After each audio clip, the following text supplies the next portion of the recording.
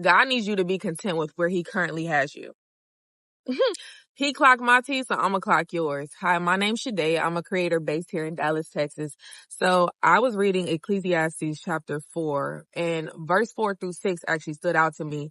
Verse 4 talks about how a lot of our motivations for success come from what we observe from other people, but how meaningless that is, like chasing the wind. Fast forward to verse 6. It reads, better to have one handful with quietness than two handfuls with hard work and chasing the wind. As I'm reading that, I'm like, Lord, what are you talking about? What are you saying? Like, explain it to me, make it plain, make it clear. I'm about to drop a gem. He basically was saying it's better to have peace, contentment, and joy while you work hard for what it is that I have called you to do, opposed to you're coupling your hands together and you're striving and that's all you're doing. A lot of times we get motivated and focused and fixated on what the next person has, the material things, the next new house, the next new car, more money, maybe even a partner, if that's, your MO. But God is saying, what I've already blessed you with, you once were praying to me about before. Be content with where I have you now until I elevate you in your next season or I bless you with the next thing. There's nothing wrong with having those desires in our hearts, right? To want a lavish lifestyle, to want to be able to travel and have these things and do these things. But the problem is when we want those things more than we want the kingdom, when we want those things more than we want to be at the Lord's feet.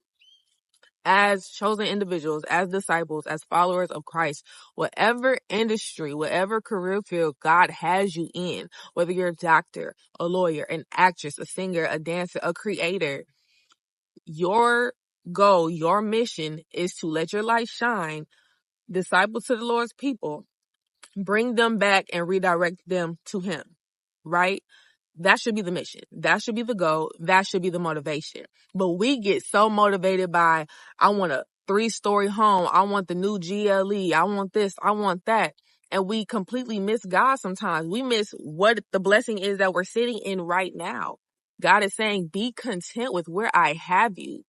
Yes, work hard. Yes, faith without works is dead.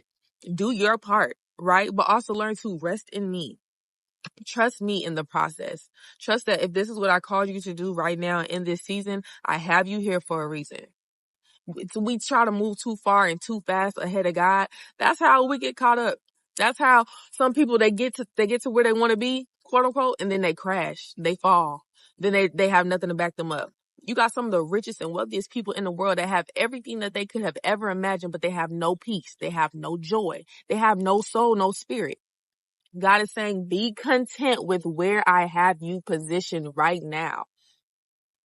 If God has you doing something, it's not in vain. It's always to prepare you for the next season, the next blessing, or whatever's down the road.